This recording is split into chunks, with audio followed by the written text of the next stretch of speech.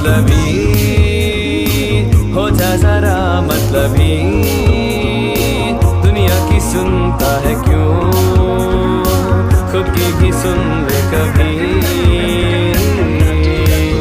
मतलबी हो जा जरा मतलबी दुनिया की सुनता है क्यों खुद की भी सुन ले कभी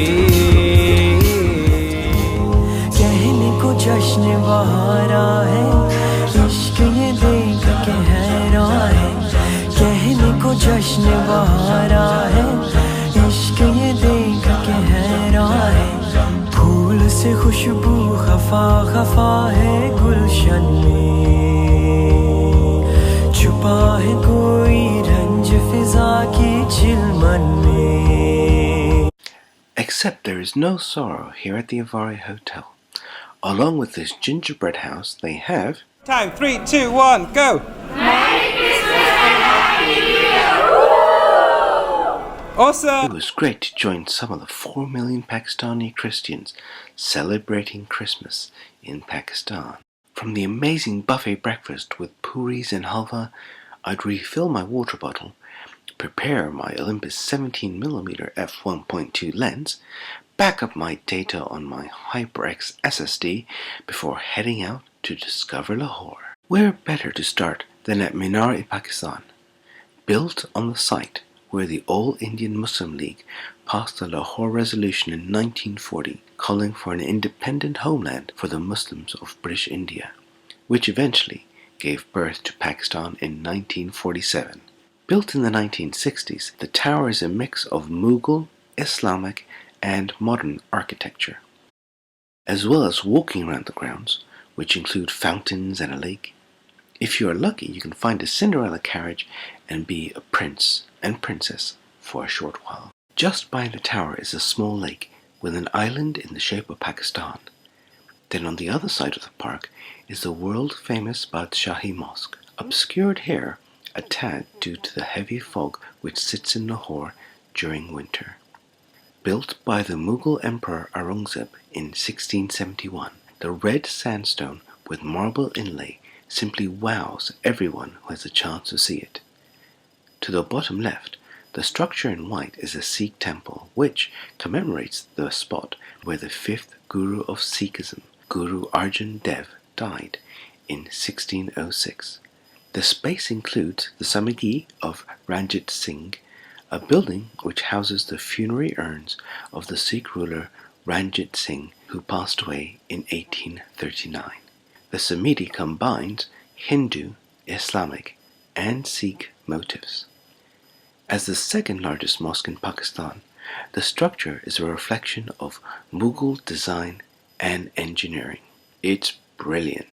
We arrived just in time for the sermon on Friday prayers.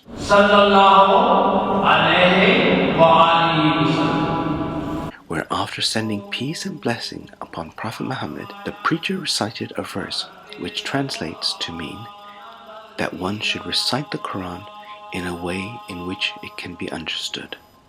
This simple and important message is fundamental for establishing relationship between us as human beings and God as our creator. But what really caught my eye were the number of people taking selfies. That's right, it was almost everywhere, in almost every direction I looked. We truly live in an age of sharing. Just behind these boys, we catch a glimpse of the fabulous yellow and red facade of the Haveli restaurant. Outside the wall, you find youngsters playing games of cricket by the entrance to the world-famous food street, which is full of restaurants. Now, not only is the view truly fantastic, but Haveli served what has to be the best chicken kebabs I have ever had in my life. The world's best kebabs? With one of the world's best views? Outstanding. Away from the downtown tourist trail within the old walled city of Lahore is one of my favorite spots, the tomb of the Mughal Emperor Jahangir. Dating from 1637, the tomb complex is built near the river Ravi. The stunning gardens lead to the magnificent tomb decorated with frescoes and marble. you can really get a taste of a time gone by, of the detail, commitment, and passion. Pietra dura is a term for the innate technique of using cut and fitted, polished color stones to create images. This is visible throughout the entire property. Simply wow. Also, within the complex is the tomb of Asif Khan, the brother-in-law of the Mughal emperor. He had become the governor of Lahore. Built in a Central Asian style of architecture, you can still see the rich colors of the original design. The yellows, the oranges, the blues. These vibrant colors draw in a person's attention. If we can build with such grandeur to honor the dead, imagine the grandeur we can build to honor those still alive. The entire complex is on a tentative list for UNESCO World Heritage status. My favorite part? Where water once flowed, children are slowly bringing back the spirit of the property. From the hustle and bustle of a busy city, my favorite attraction in Lahore is of course the Shalimar Gardens, which are laid out as a Persian paradise garden, an earthly utopia where humans and nature coexist in harmony. Built in 1641 during the reign of the Mughal Emperor Shah Jahan, the same fellow who built the Taj Mahal, the gardens are a UNESCO World Heritage Site. While they can be enjoyed from the ground, they have been built in such a way as to say, "Hey God, up above, thank you for the awesome architectural and design inspiration." One of the design features was a 100-mile-long canal that was built to bring water from the foothills in Kashmir to the gardens. And wandering around, we can still see old and new alongside one another as renovations are currently taking place. There are 410 fountains discharging water into various marble pools and 5 water cascades. The gardens truly are a unique engineering feat. The venue was designed so the royal family could entertain guests, though parts of the garden were always open to the public too.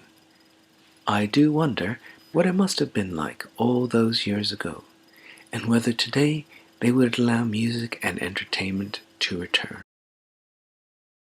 From the serenity of the garden to the congested city around it, what a striking contrast. We would sometimes return to our hotel at night, and sometimes during the day. The luxurious property provided some much-needed home comforts.